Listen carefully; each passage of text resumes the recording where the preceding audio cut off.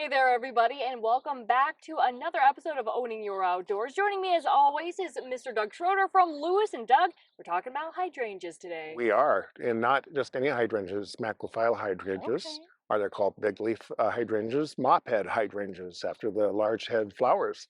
So a lot of things that they're called, but they are beautiful. They are a stunner for your landscape, and we're going to talk about planting, maintenance, and how to pick them out.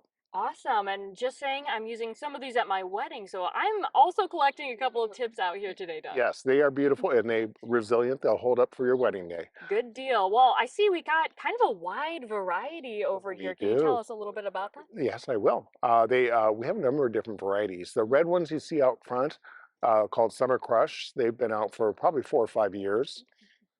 We have a blue down front called Pop Star, and that's more recent, the last couple of years. And then the white up front here is Mm, brand new. It's called Flowerful. If people know anything about hydrangeas, they've heard about Annabelle hydrangeas. First edition says that the genetics on this they feel is better than Annabelle hydrangea. Oh, they are all beautiful. I love the new variety too. Talking about maybe some sun exposure, how much sunlight do these guys like? Ideally, they like to be planted on the east side where they get morning sun, afternoon shade. If you live in a neighborhood with a lot of trees, they'll do well with dappled sun. So Okay. they'll perform well there. What they do not like is being planted on the west side of a house Uh-huh. in blaring sun all day. You will probably fail with them if that's the location you plan on planting. So we're staying on the east side with these East guys. side or some shaded areas. If you Okay. have a west side with trees, you can probably get by with it, but they do need some shade. And typically do these do well in our soil type, or is there any special care for the soil? I really do recommend amending the soil. We need to loosen the soils. We have a lot of compacted soils in this area, so organic material, manure, peat moss would be recommended to keep Okay. that soil a little looser and well draining. Well draining. And speaking of draining, how much water do these guys like? Medium, they don't like to be wet. They actually do like to dry out a little bit between Oh, waterings. So I recommend a couple times a week when you first okay. start out.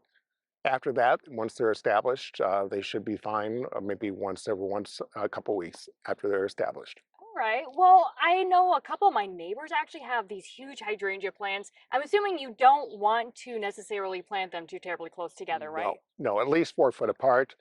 Um, and they're also a great companion. You can plant them and then plant other plants around them. But hydrangeas, you want to keep at least 4 foot apart.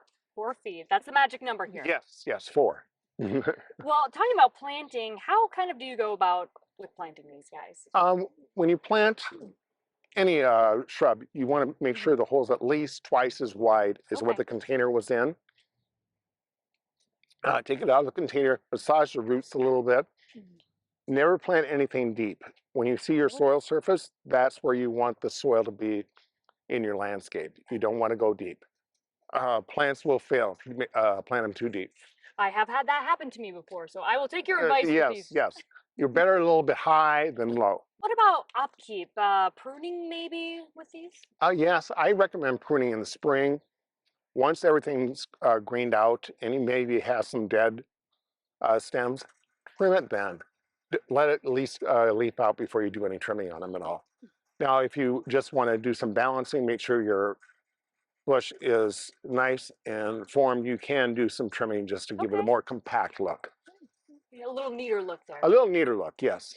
All right. Anything else you want to say about these? When picking out a plant, make sure that you have good branching all the way around, Hmm. good symmetry to begin with, and that's what I go by, and color. They're beautiful. Well, thanks so much for joining us here today, Doug.